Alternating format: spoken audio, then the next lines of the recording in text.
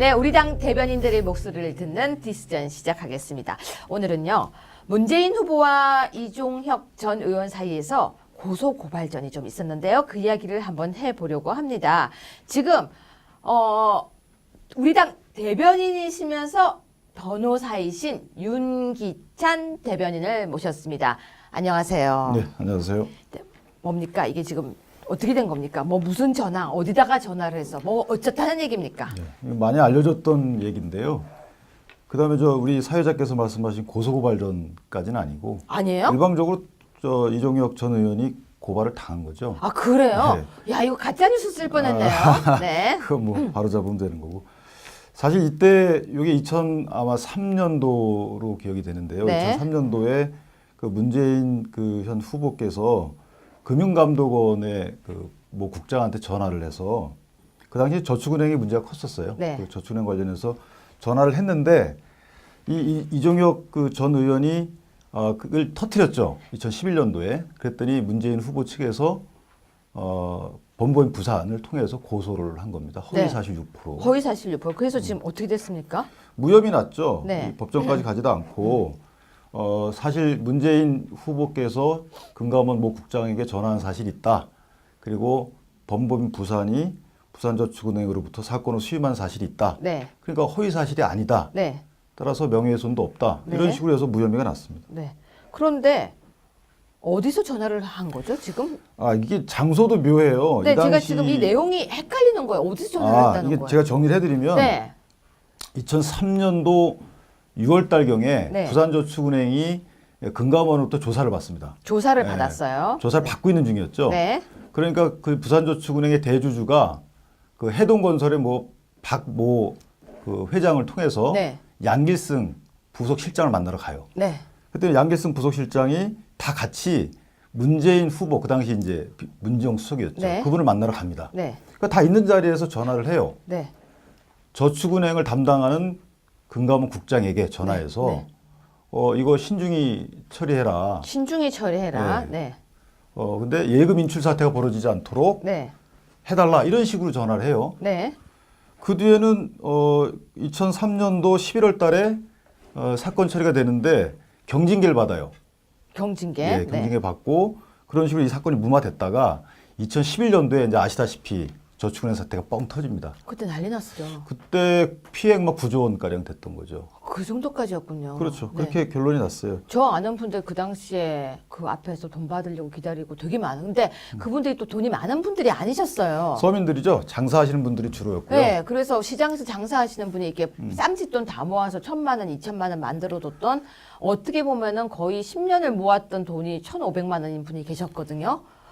진짜 폐지 죽는 할머니였어요. 제가 아는 분이. 대다수 분이 부산 분이었어요. 네, 그러니까 제가 아는 부산 분이셨는데 1,500만 원을 본인이 그걸 모아서 뭘 하려면 본인 수술을 할 때 쓰려고 했던 돈인데 그 돈 때문에 할머니가 거의 진짜 못 일어나신 그 사례가 있었는데 자, 근데 문재인 후보가 전화를 했다는 게 뭐가 문제가 이게 됩니까? 문제가 뭐냐면 네.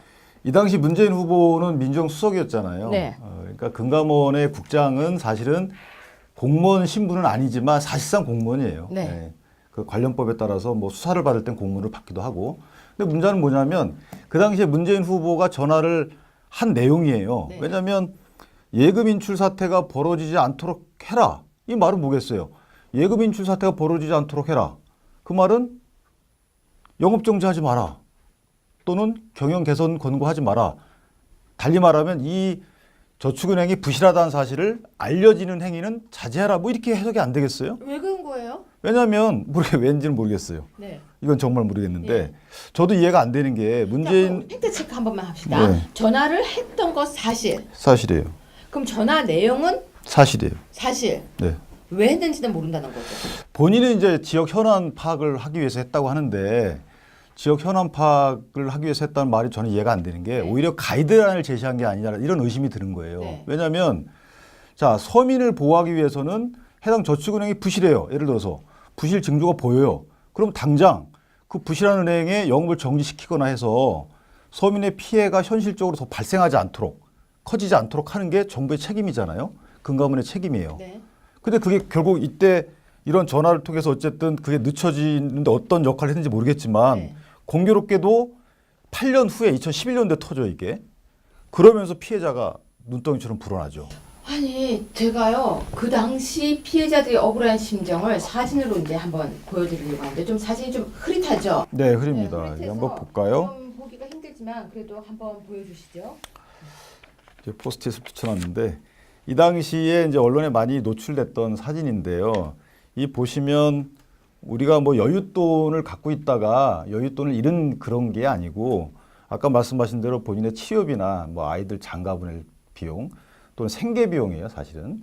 근데 이런 이제 상가 상인들 이런 분들이 피해자이기 때문에 이게 사실은 이제 서민을 위한 정부 차원에서 보면, 정책 차원에서 보면 상당히 문제가 심각한.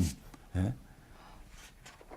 이 당시에 떠들썩했던 거 기억나시죠? 아, 저 보기만 해도 마음이 아픈 게 그 아까 1,500만 원 그 사건 같은 경우 다 이런 분들이었어요. 눈물이 줄줄 내 돈은 나에게 이 돈은 다 나에게 이 돈은이라는 거죠. 당신이 받은 70억의 대가는 뭐죠? 아, 뭐죠? 이거는 네, 다시 계속 얘기하겠습니다. 네, 그러면 네. 문재인 후보가 전화만 안 했어도 피해를 막을 수 있었습니까? 어떻게 되는 겁니까? 부산 시민들은 이 내용을 정확하게 알고 있습니까?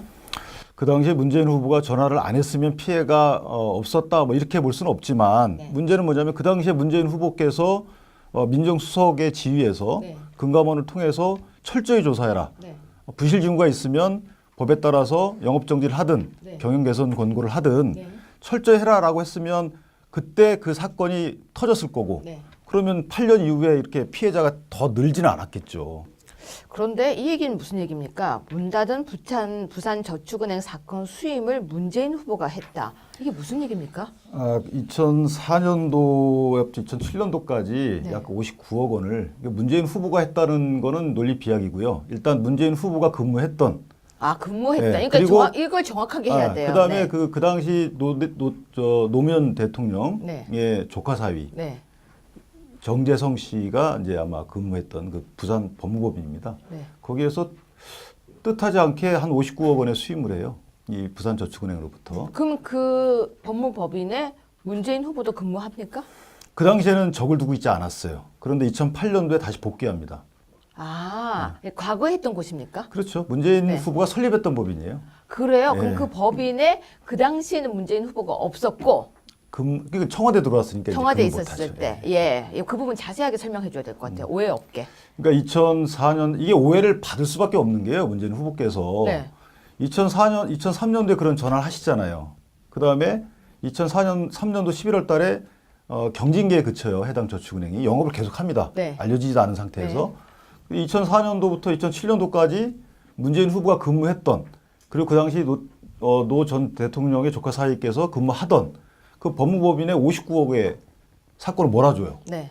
근데 이 몰아주는 경위도 우스운 게 원래 거래가 없었어요. 근데 거래하던 법무법인 국제라는 곳에서 뜻하지 않게 바로 넘겨줘요, 사건을. 네. 이건 뭐 변호사 업계에선 이해할 수 없는 행위인데. 자, 그리고 나서 2008년도부터 다시 2012년도까지 또 10억 원을 몰아줘요. 이 부산 법무법인에. 네. 요때는 문재인 현 후보께서 계셨어요, 법인에. 이래서 이제 문제가 됐고 네. 여러분들이 야 그거 뇌물 아니냐 이런 식의 문제 제기가 많았고 사실 네. 고소 고발이 있었어요. 있었어요? 네, 피해자 단체에서 문재인 후보를 고발했는데 증거불충분으로 이제 무혐의가 났죠. 서면 조사만 했습니다, 그 당시에도. 문재인 민정수석이 전화를 했고. 근데 자 보세요. 저는 정말 이해가 안 되는 게 네. 전화를 왜 했을까요? 그건 제가 민정수석이? 질문하려고 지금 했어요. 갑자기 네. 그렇게 받아치지 마세요. 지금 제가 고민을 하고 있어요. 문재인 민정수석이 전화를 했고, 그러면 받는 사람은 어떤 느낌이 들었을까? 그 유병태란 분인데 네. 그분이 전화를 받고 나서 그 당시에 금감원장인 이정재 씨한테 보고를 해요. 네. 민정수석실에서 이렇게 전화가 왔습니다. 네. 왜 보고했을까요? 그러니까 이게 그 유병태 씨라는 분이 야 나는 이거 압력으로 느끼지 않았다라고 진술을 해서 이게 무마가 됐는데 네. 글쎄 유병태 씨가 그 압력으로 느끼지 않았을까요? 그리고 또 하나는 예금 인출 사태가 벌어지지 않도록 신중 기해 달라 이렇게 전화를 했다는 거예요. 네. 자 예금 인출 사태가 벌어지는 경우는 두 가지죠.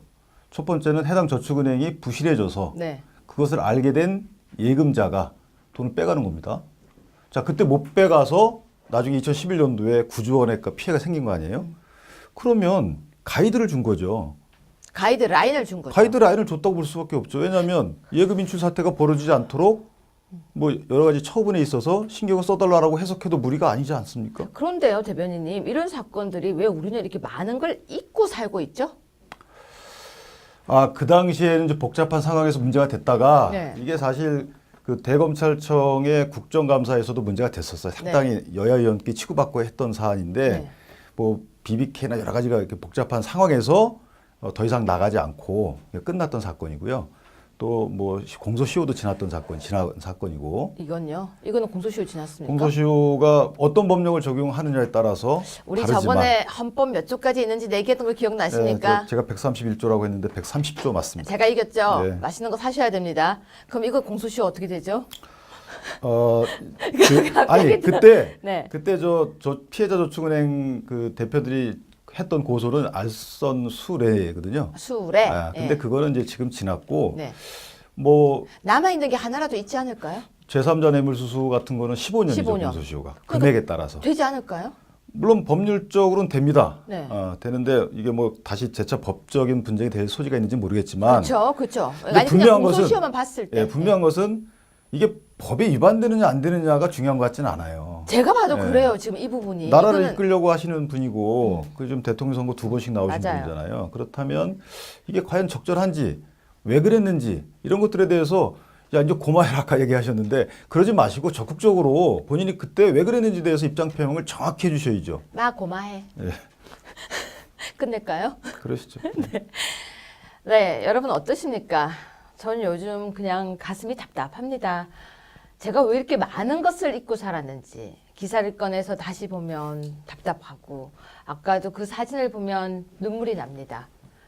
그 사람은 그 돈을 잃고 지금 어떻게 살고 있는지, 방에서는 살고 있는지, 따뜻한 겨울은 보내긴 했는지, 여름은 또 어떻게 보낼지, 선풍기라도 있는지, 전기라도 쓸 수 있는지 갑자기 걱정이 밀려옵니다. 누군가에게 1,000만 원은 아무것도 아닌 돈이 될 수 있지만 누군가에게 1,000만 원은 병원비가 될 수도 있고 살아가는 희망이 될 수도 있는데 왜 그랬을까요? 왜 전화 한 통을 했을까요? 여러분 댓글에 한번 남겨주실래요? 왜 그랬을지. 대변인님, 네. 우리 왜 이렇게 무능력합니까? 더 큰 목소리를 못 내고. 그저 내야죠. 근데 제가 한 말씀만 하십시오.